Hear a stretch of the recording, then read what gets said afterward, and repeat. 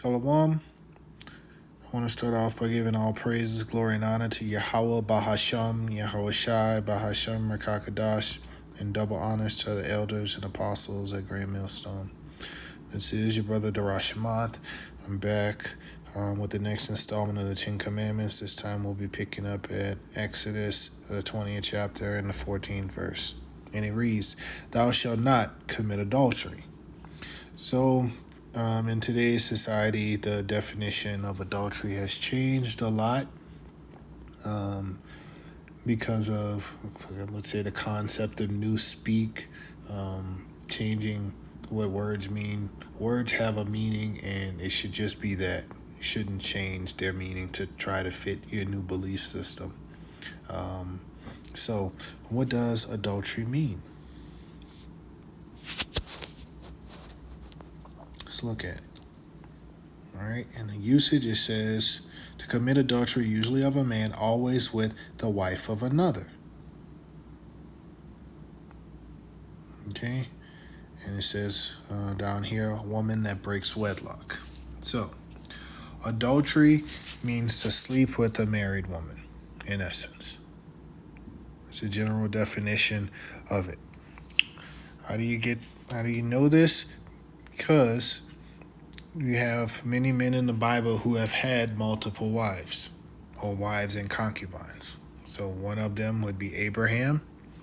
He had a wife, Sarah, and he also had a concubine. He had Hagar. David had multiple wives. Solomon had multiple wives. And other men throughout the scriptures, and there was nothing wrong with it. Okay? But now the concept has changed in society, especially with Esau and his laws stating that you can only have one wife, and the whole legal marriage thing, giving the woman power so that she can say, oh, my man can't be with another man, or else I'm going to divorce him and take everything from him, things like that. And that's just totally wicked. Okay?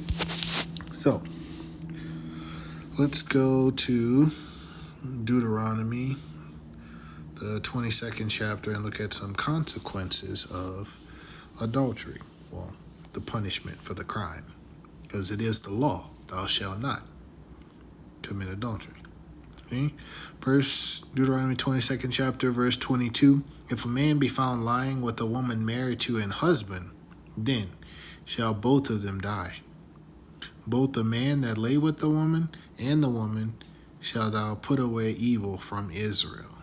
Okay, notice it says from Israel, because these laws and statutes and commandments were given to who? Israel, not the rest of the world. So these heathens, these other 17 nations have no part in this, at least not on this side. Of course, in the kingdom, on the other side, they're going to be taught these laws, statutes, and commandments, and the punishments will be, inflicted on them. But right now we're under grace, but we should not abuse this grace. Okay, so that was a consequence. Okay, for adultery. But nowadays, under Esau's laws, if your wife sleeps with someone else and commits adultery, she can divorce you and still take everything that you have, because it's just under our system. However, the scriptures say that when a woman leaves, she's supposed to leave without money. Okay, let's get that real quick. That's Exodus, the 21st chapter. It's verse 11. But let's read from verse 10. If he take him another wife, so that's saying the man can have multiple wives. Her food, her raiment, and her duty of marriage shall he not diminish. So, there's a clause in there saying you can't diminish your wives. So they all have to get the same thing. They all have to, be properly supported by you. Her food, her raiment, and her duty of marriage. Duty of marriage goes into the intercourse. Okay? In verse 11, and if he do not do these three unto her, then shall she go out free without money. So when a woman leaves a man, she's not supposed to take from his substance. But in this unjust system, When the woman leaves, she takes his children, she takes his house, his car, his money, everything. And many men have taken their lives after, going through an ordeal like this. And it's a sad state, all because of the unjust laws of this system. Because the earth is given into the hand of the wicked. Job 9:24. And we all should know who the wicked is by now. Esau, Edom. That's who's ruling this world and running it. All right, verse 23, Deuteronomy 22:23. If a damsel that is a virgin be betrothed unto a husband, and a man find her in the city and lie with her, then shall she bring them, then ye shall bring them both out unto the gate of the city, and ye shall stone them with stones that they die. The damsel, because she cried not, being in the city, and the man, because he had humbled his neighbor's wife. So thou shalt put away evil from among you. But if a man find a betrothed damsel in the field, and the man force her and lie with her, then the man only that lay with her shall die. But unto the damsel thou shalt do nothing. There is in the damsel no sin worthy of death. For as when a man riseth against his neighbor and slayeth him, even so is this matter. For he found her in the field, and the betrothed damsel cried, and there was none to save her. So that's pretty self-explanatory about what's going on there. Okay, now let's move on to the New Testament. Some more precepts. So this is John chapter 8, verse 1. Yahushua went into the Mount of Olives, and early in the morning he came again to the temple, and all the people came unto him, and he sat down and taught them. And the scribes and the Pharisees brought unto him a woman taken in adultery. And when they had set her in the midst, they said unto him, Master, this woman was taken in adultery in the very act. Now Moses in the law commands us that such should be stoned. But what sayest thou? This they said, tempting him, that they might have to accuse him. But Yahushua stooped down, and with his finger wrote on the ground, as though he heard them not. So, when they continued asking him, he lifted up his head and said unto them, He that is without sin among you, let him cast a stone at her. And again he stooped down and wrote on the ground. And when they heard it, being convinced by their own conscience, went out one by one, beginning at the eldest, even unto the last. And Yahushua was left alone, the woman standing in the midst. When Yahushua had lifted up himself and saw none but the woman, he said unto her, Woman, where are those thine accusers? Hath no man condemned thee? She said, No man, Master. And Yahushua said unto her, Neither do I condemn thee. Go, and sin no more.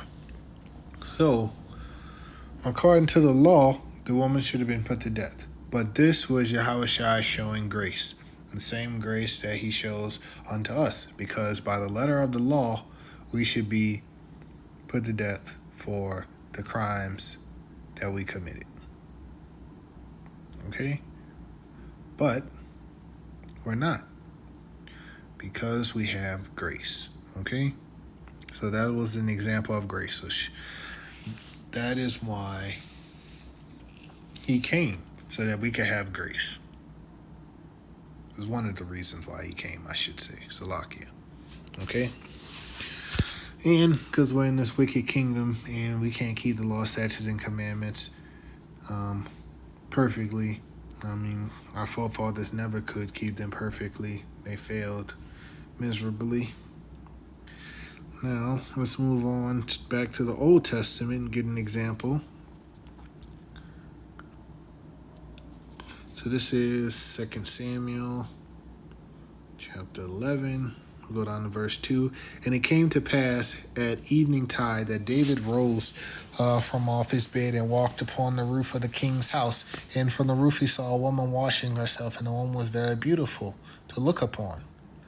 And David sent and inquired after the woman. And one said, Is not this Bathsheba the daughter of Elam, the wife of Uriah the Hittite. Now notice it says the wife. Okay, so they know this woman is married. Okay, and David sent messengers and took her, and she came unto him, and he lay with her, for she was purified from her uncleanness, and she returned unto her house. And the woman conceived and sent and told David, and said, I am with child. So David took another man's wife. So that was a sin that was worthy of death, as we have already read. Because remember, this is the Old Testament. Yahushua isn't on the scene, so he hasn't, given them grace. So by the letter of the law, David should be put to death. But we know that David didn't get put to death to that. The Most High punished him, but he punished him in a different way. He showed David some grace. Let's go forward to the 12th chapter. Read down. And it says, And Yahweh sent Nathan unto David, and he came unto him and said unto him, There were two men in one city, and one rich and the other poor. The rich man had exceeding many flocks and herds, but the poor man had nothing, save one little ewe lamb. So this is a comparison between David being the rich man and Uriah being the poor man, because all Uriah had was his wife, which he had brought and nourished up, and it grew up together with him, and with his children it did eat of his own meat, and drink of his own cup, and lay in his bosom, and was unto him as a daughter. And there came a traveler unto the rich man, and he spared to take of his own flock, and of his own herd to dress for the wayfaring man that was come unto him. But took the poor man's lamb, and dressed it for the man that was come to him. And David's anger was greatly kindled against the man. And he said to Nathan, As Yahweh liveth, the man that had done this thing shall surely die, and he shall restore the lamb fourfold, because he did this thing, and because he had no pity. And Nathan said to David, Thou art the man.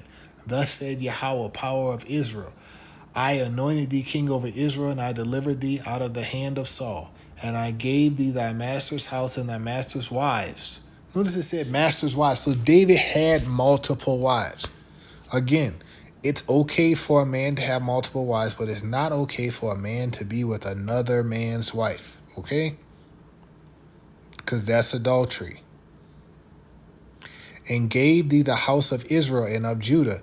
And if that had been too little, I would moreover have given unto thee such and such things. So if David had wanted more than what he had, Yahweh would have gave it to him. If he wanted more wives, Yahweh would have gave it to him. Okay? Therefore, thou hast despised the commandment of Yahweh to do evil in his sight. Which commandment? Thou shalt not commit adultery. Exodus 20, verse 14. Okay? Thou hast killed Uriah the Hittite with the sword, and hast taken his wife to be thy wife, and hast slain him with the sword of the children of Ammon. Because David set Uriah up on the front lines to get murked, had the men pulled back from him. So David went into transgression. He committed a sin, and then he went and he just kept on going deeper into his sin to cover it up. Okay? Now, therefore the sword shall never depart from thine house. So this was how Yahweh punished David. Now, therefore the sword shall never depart from thine house, because thou hast despised me, and hast taken the wife of Uriah the Hittite to be thy wife. Thus said Yahweh, Behold, I will raise up evil against thee out of thine own house, and I will take thy wives before thine eyes, and give them unto thy neighbor, and he shall lie with thy wives in the sight of this sun. Okay? For thou didst it secretly, but I will do this thing before all Israel and before the sun. So that's the punishment. And there's more. And you could read the rest of this chapter and get the understanding of that. But let's get some more precepts to help us better understand this concept of adultery. Let's go to Jeremiah chapter 3, verse 1. It says the polluted land. So it says, they say, if a man put away his wife, and she go from him and become another man's, Shall he return unto her again? Shall not that land be greatly polluted? But thou hast played the harlot with many lovers. Yet return again to me, saith Yahweh. So, this is going into basically like the spiritual adultery, which all of Israel inevitably has done to Yahweh Bashem Yahushai. Okay? And so this describes a woman as being the land, okay? Because the land is where the seed is planted in. And who has the seed? The man has the seed. So to Yahweh, Israel is his woman. Just like to a regular man, we have a woman who we put seed into. Okay? So if you plant a seed into the ground, the plant that comes from that is whatever the seed is. It's not what the woman is, it's what the seed is. Okay? So if a woman goes and leaves her husband and goes to be with another man, she becomes polluted. She's defiled. So that man shouldn't take her back. Okay? And so that's kind of like the explanation of what happened with Israel. And that's why he's just like, okay, in order for us to be redeemed back to Yahweh for our adulterous ways, going off worshiping these false gods, he had to send Yahweh Shai to be our bride. Even though that was always the plan, but the story just has to play out how it was written. Okay? Now, let's jump down to verse 8. And I saw, when for all the causes whereby backsliding Israel committed adultery, I had put her away and given her a bill of divorce. Yet her treacherous sister Judah feared not, and went and played the harlot also. And it came to pass through the lightness of her W word, TikTok not gonna let me post it if I say it, but y'all can see what that word says. That she defiled the land and committed adultery with stones and with stocks, talking about these idols. Okay, and yet for all this, her treacherous sister Judah had not turned unto me with her whole heart, but feignedly said Yahweh. So Israel and Judah became adulterous toward Yahweh Bashem Yahushai at the end. So, because first Israel went off, then Judah went off too, and that's why our people have been perpetually going through punishments, which have been slavery, having all kind of injustices done to us under the sun. Okay, let's get another precept. Deuteronomy 22 and verse 9 says, Thou shalt not sow thy vineyard with diverse seeds, lest the fruit of thy field which thou hast sown and the fruit of thy vineyard be defiled. So you can look at this in two ways: a regular field sowing seed with diverse seed, but for the concept of this, we're dealing with women and men. So a woman is only supposed to be with one man. Unless her husband dies, then she could go and be with another man. But a woman isn't supposed to be collecting seed from all of these different men. Like those seeds stay within that woman. That's the spirit of those men. They get on these women, and that's how we got our women are so messed up today, because they have the spirits of so many different men upon them, the seeds of so many different men upon them. They're defiled. So it's not supposed to be. So a woman is supposed to be a wife is supposed to be a possession unto one man for his whole life. That's how it's supposed to be. Okay? Let's go to Romans now.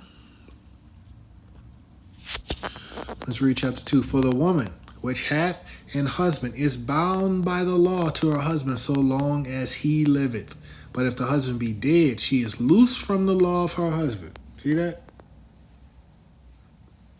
It's literally till death do you part.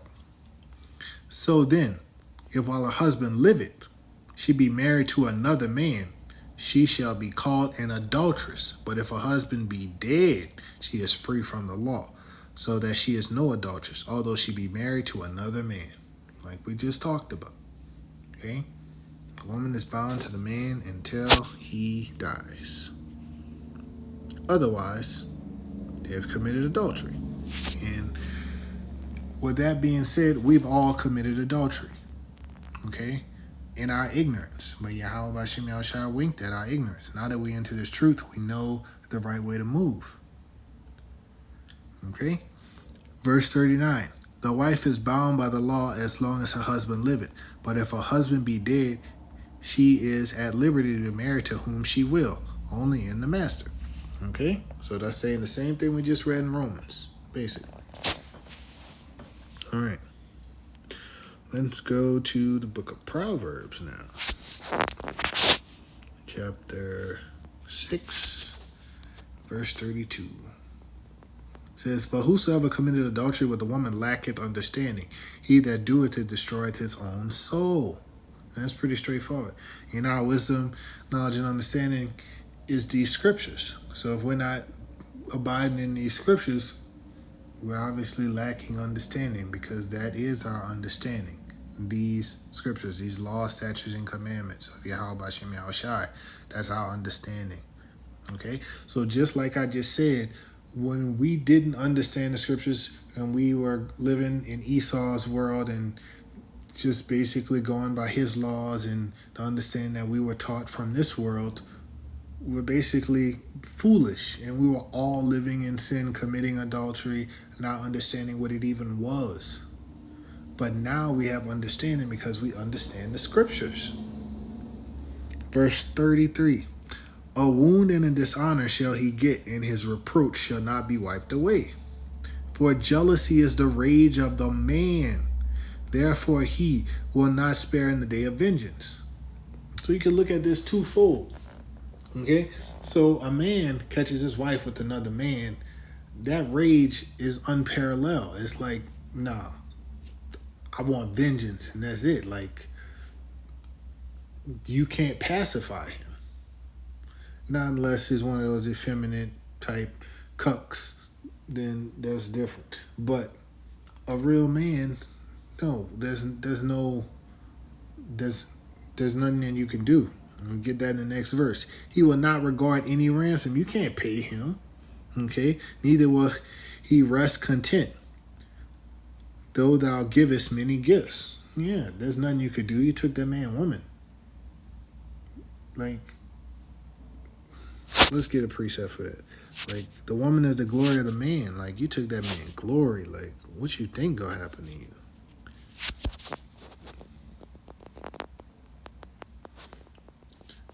This is 1 Corinthians 11 and 7. For a man indeed ought not cover his head, for as much as he is the image and glory of the Most High, but the woman is the glory of the man. Okay? And so, the woman is the glory of the man. The man is the glory of the Most High, Yahweh, Bashim Yahushai. Okay? And so, how do you think he feels when the men are out there breaking his law, statutes, and commandments? That's how he felt. So think about the vengeance of Yahweh Bashim Yahushai. Think about that. So read this again. Proverbs 6. For jealousy is the rage of a man, therefore he will not spare in the day of vengeance. Think about it. The Lord's day. That's going to be his day of vengeance, his day of wrath. That's where he's coming to rain his fury, his indignation upon the whole world for what they have done to his woman and upon the wicked of his people, because they went astray from him. They broken his law, statutes, and commandments. So think about that. This applies to Yahweh Bashim Yahushai too. They not coming. Yahweh Shai not coming to play. When he come down, it's on. He already came in peace. You saw what he did in John 8. There ain't gonna be no John 8 when he come again. He coming for straight vengeance. That's it. Let me get a precept. I think it was Isaiah 63. Yep, that's a good one. The Most High's vengeance on the nations. It says, who is this that cometh from Edom with dyed garments from Basra?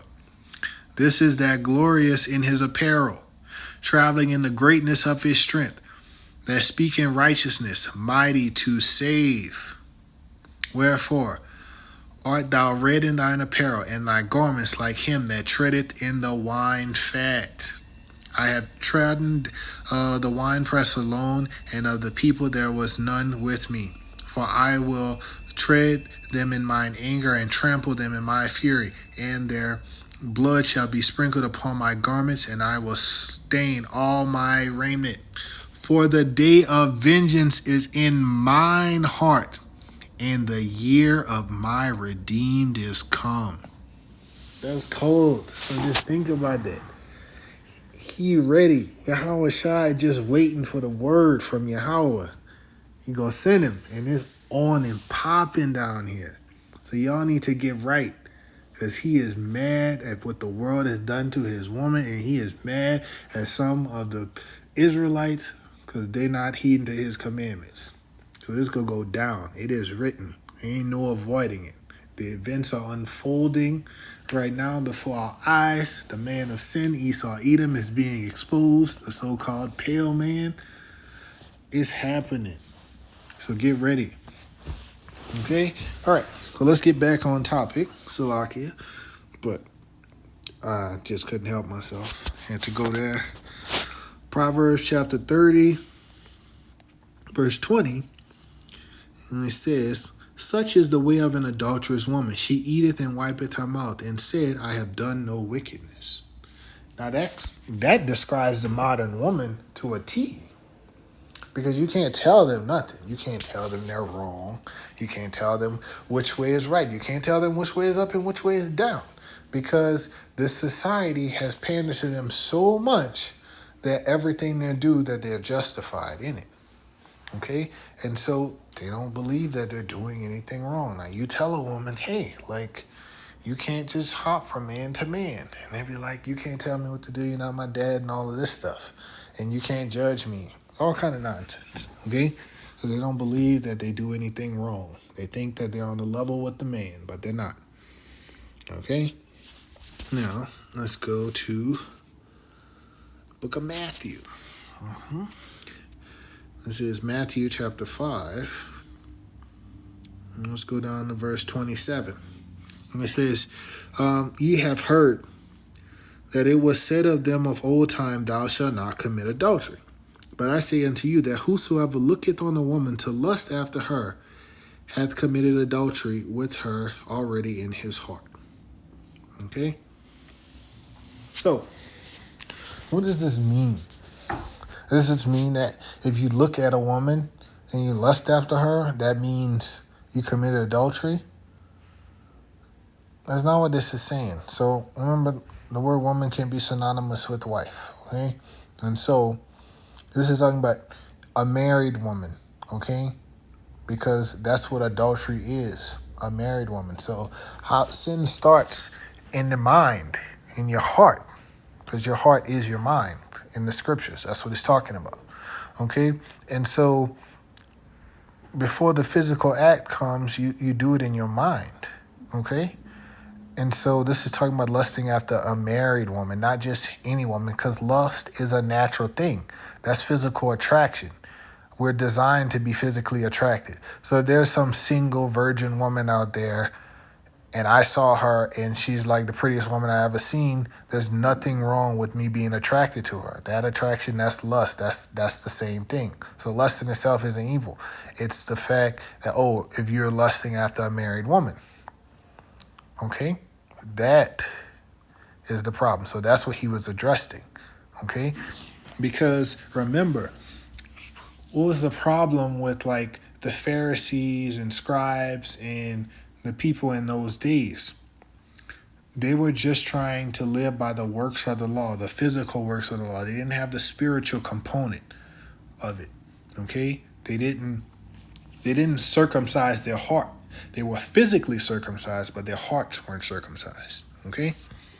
So, let's scroll down to the 31st verse. And it says, it had been said, whosoever shall put away his wife, let him give her a writing of divorcement. But I say unto you that whosoever shall put away his wife, saving for the cause of fornication, causes her to commit adultery, and whosoever shall marry her that is divorced committeth adultery.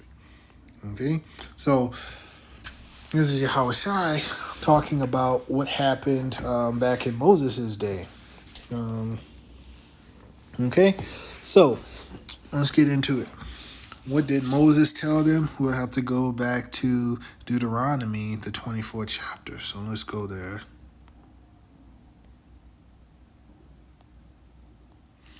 And it says, verse 1, and when a man had taken a wife and married her, and it come to pass that she find no favor in his eyes, because he had found some uncleanness in her, then let him write her a bill of divorce, and give it to her in hand, and send her out of his house.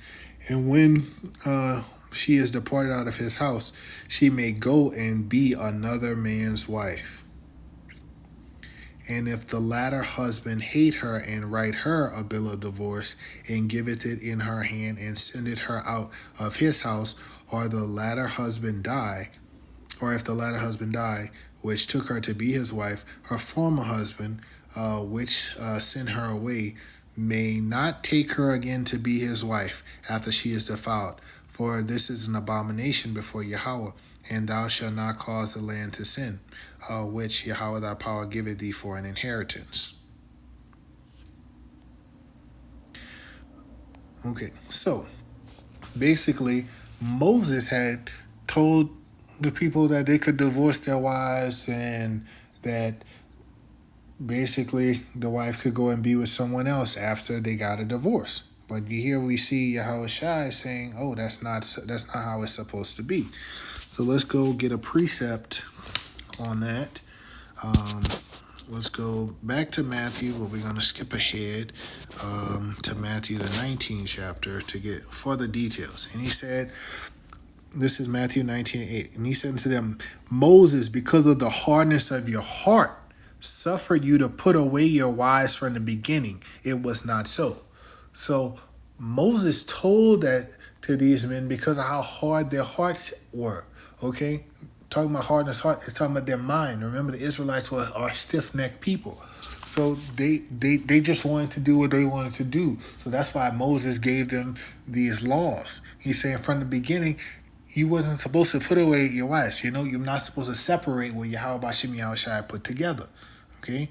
But these men, they wanted to just basically divorce their wives and move on and stuff like that if they found another wife. Even though it was lawful for people to have multiple wives, but sometimes they hated their wives, or maybe they couldn't afford to have two wives, so they would get a divorce from another one. And that's just not how it was supposed to be. Okay? And verse 9 says, and I say unto you, whosoever shall put away his wife, except it be for fornication, and shall marry another, committed adultery, and whosoever marrieth her which is put away doeth commit adultery. So, the reasons that you should put away your wife would be for fornication. What is fornication? Adultery, bestiality, incest, the things that you would see in Leviticus, the 18th chapter.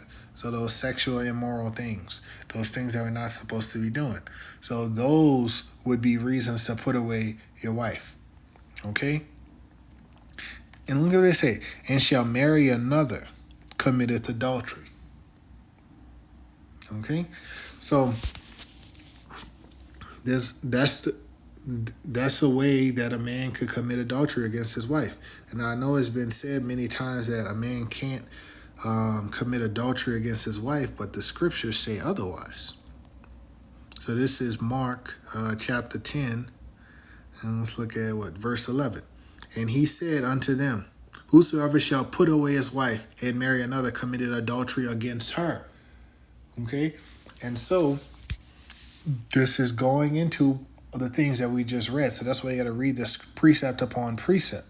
You can't just read this individually, because reading this individually will have you thinking, oh, you can't have more than one wife.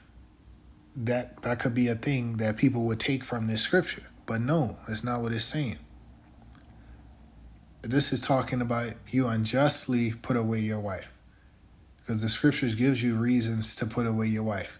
Fornication, that we just read. And remember, fornication is adultery, fornication is incest, fornication is bestiality. That's fornication, okay? All right, and then if you go to the book of Ecclesiasticus, there's another reason too, and also in what I think it's 1 Corinthians chapter 7, where it goes into if the unbelieving depart, then you let them go, okay?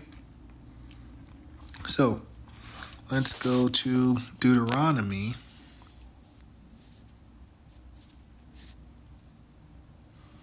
the 21st chapter and the 15th verse.